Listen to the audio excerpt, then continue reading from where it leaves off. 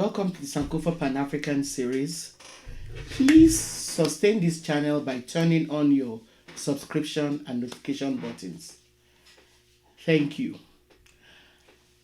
The Wolof, also spelled Jollof starting with a D, or sometimes Jollof starting with a J, Empire, was founded soon after 1200 AD, and between the 13th and 15th centuries, it had covered what is now inland Senegal.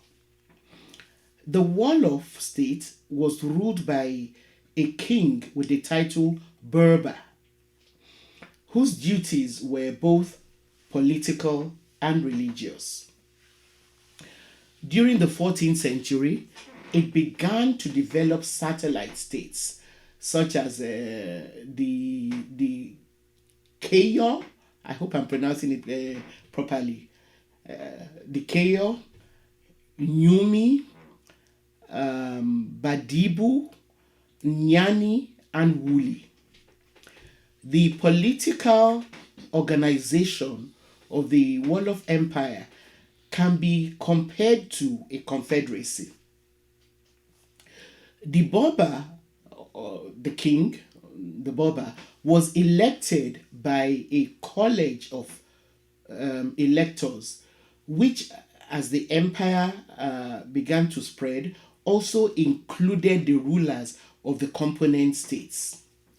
Although these rulers paid annual tributes to the Berber, that is the king of the Wolofs, they were virtually autonomous. This system of administration ensured that vassal states under the Wolof kingdom could avoid electing a tyrant who would impose his will or on them or meddle with their internal affairs. Some scholars actually believe that this system of confederacy was one of the reasons for the economic prosperity of the Wolof Empire, because to a large extent, by recognizing the autonomy of component states, they were discouraged from revolting. However, this autonomy enjoyed by vassal states has also been identified as one of the reasons for the eventful decline of the Wolof Empire, because the satellite states in the coastal areas became more prosperous than the central authority, which rested with the Wolof. And this emboldened them to start breaking away. So it was like a catch-22 situation. Now, the River Gambia, this was so because the River Gambia offered a waterway for penetrating the interior. And this initially allowed the Wolof to control the coastal areas for a period of time, even though the core area covered by the Wolof themselves was a landlocked territory. Now, the empire, however, was able to take advantage of the satellite states under it to establish an impressive economic system. So, using a similar ploy as they did with other African empires and kingdoms, when the Portuguese first arrived in the Wolof Empire around 1440, they pretended that they came only to trade with the Wolof, who were initially drawn into trading partnership with them. And for a while, the Wolofs operated on an equal footing with the Portuguese and successfully fended off Portuguese attempts at infiltrating the empire. Again, sadly, the The Wolof, like some other African kingdoms, also traded in slaves. Other than the odious trade in slaves, the Wolof also traded in gold and local cotton cloth, various textiles, copper rings and wares, cowries, as well as horses. As I indicated earlier, by the time that the Wolof was at the height of their power, the Berber, their king, was able to extend his authority over the Malinke states on the northern bank of the Gambia, including Yumi, Badibu, Nyani, and Wuli. The coast was a very important factor for Wolof's economic success, and it also provided the only means of transportation for the Portuguese traders when they arrived. In the 1480s, Bemoy emerged as the Berber who was ruling the empire at the time. He decided to move the seat of the government to the coast to take advantage of new economic opportunities offered by trading with the Portuguese. While this action by Bemoy was done primarily to benefit himself through trading with the Portuguese, the move precipitated the disintegration of the Wolof Empire. Other princes opposed his ploy and then rose against him and deposed him. Now, Bemoy then escaped and sought refuge with the Portuguese, who took him to Lisbon in Portugal. Faced with what they saw as an opportunity to put their ally, who also happened to be a Christian, on the throne, John II of Portugal sent an extraordinarily large force under a Portuguese commander to install Bemoy back on the throne of the Wolof Empire.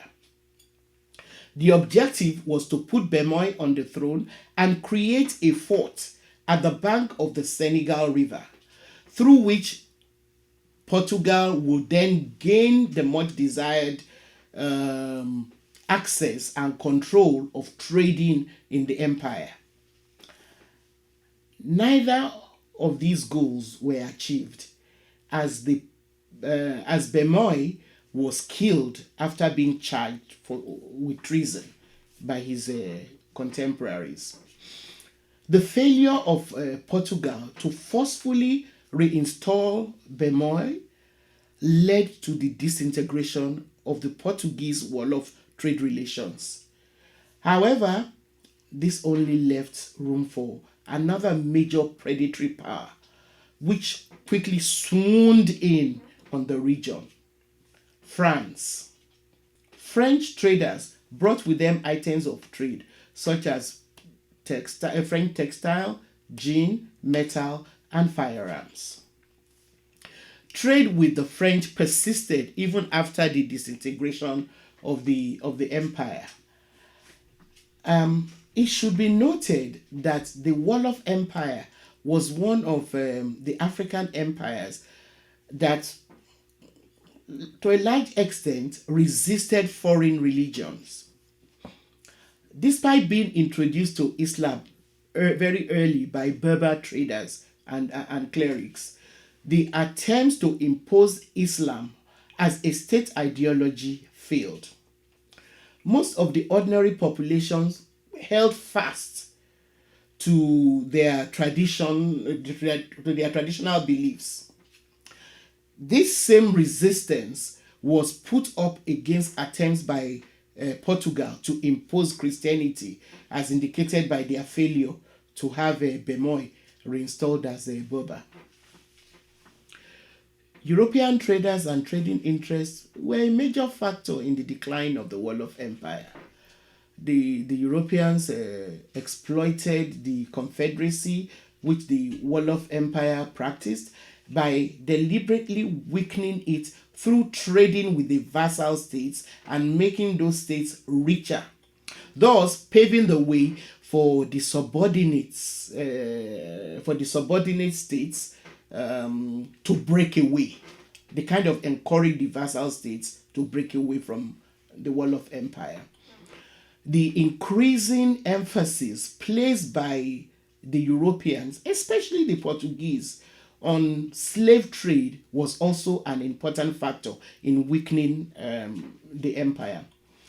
In order for Portugal to take hold of the port, they connived to disrupt and undermine the political authority of the empire. And they did this by inciting warfare, which led to an increase in the number of war captives that were now available for sale, for transportation to plantations in the New World. While Bemois allowed himself to be so easily manipulated by the Portuguese, and thereby making room for the French to later exploit its weakened situation, it was all devastating for the Wolof Empire. This disruption of the political system, the political authority, soon then gave way for the breakaway of the state and the eventual disintegration of the empire. And in 1556, the nobles of Keyo, one of the vassal states, threw off Wolof domination and established an independent state of their own on the Senegal states. This action cut off Wolof's access to the sea and to the European trade. And its importance just continued to decline. Other satellite states soon followed, and the empire was just continued to grow weaker. Although the Wolof persisted, the kingdom did not wield as much influence as it had when it was an empire. Thank you very much for being a part of this Sankofa Pan-African series. Please continue to share your comments and questions with us. Also, please give us a thumbs up and share our videos with your contacts. See you next time.